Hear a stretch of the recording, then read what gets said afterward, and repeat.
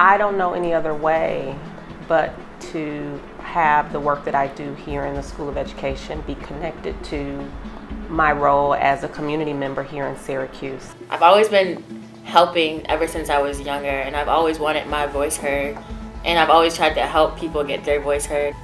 It's opened my eyes to know that I can't just settle for what's the norm. This is how I'm learning in this practice of engagement. So in terms of thinking, okay, how do we move the dialogue on race and ethnicity from the undergraduates to the high school, right? How do I, as a white woman, co-facilitate with a white teacher, and what does that look like?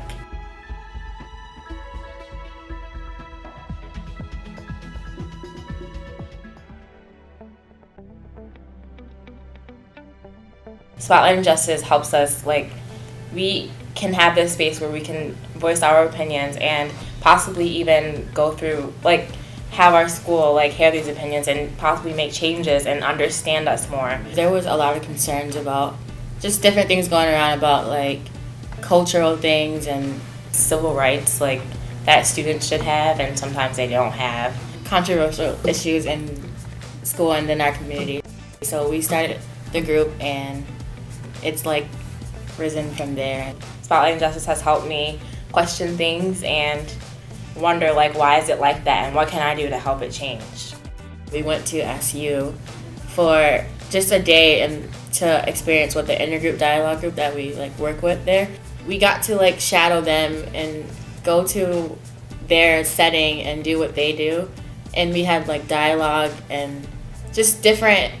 We did a lot of different activities, and it felt so equal in there. I didn't feel like I was a high school student or a little kid. I'm a student in Syracuse City School District. You don't think that we get these opportunities like that, and it's just amazing, all the opportunities that we have been blessed with.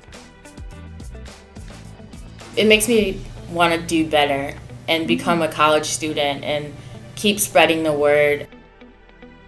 When I think about my time in Syracuse and my time as a graduate student at SU, the first thing I will think about are the students at Nottingham High School. Working with the students, working with my co-teacher Jen Benedetto, and having a community of graduate students and a professor who build this team.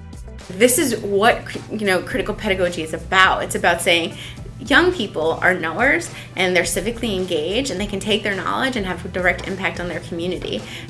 What a blessing, and how fortunate are we that the students now have taken so much ownership of the club that they are committing to partnerships with other groups in the school or in the community, and they have their ideas about, what we need to do now. And then at our very first meeting this semester, I said, okay, what are things that we want to cut out that we won't have time for, right? How do we figure that out?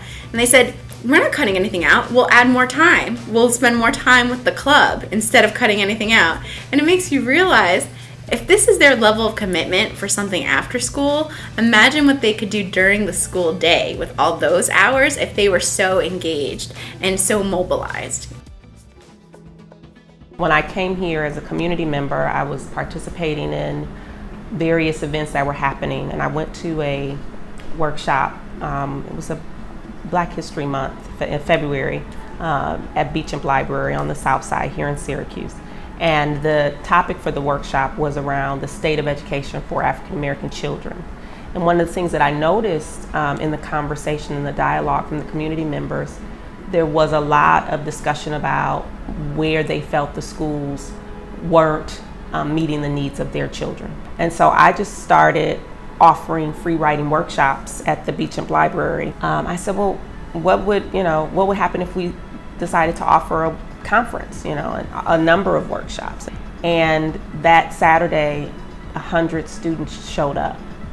And it was really just something that I said I wanted to do. And out of that, it just continued to grow. The next year was 150 kids. The young people are really into spoken word, poetry, into doing hip hop ciphers, everything from the more creative writing to writing the college essay.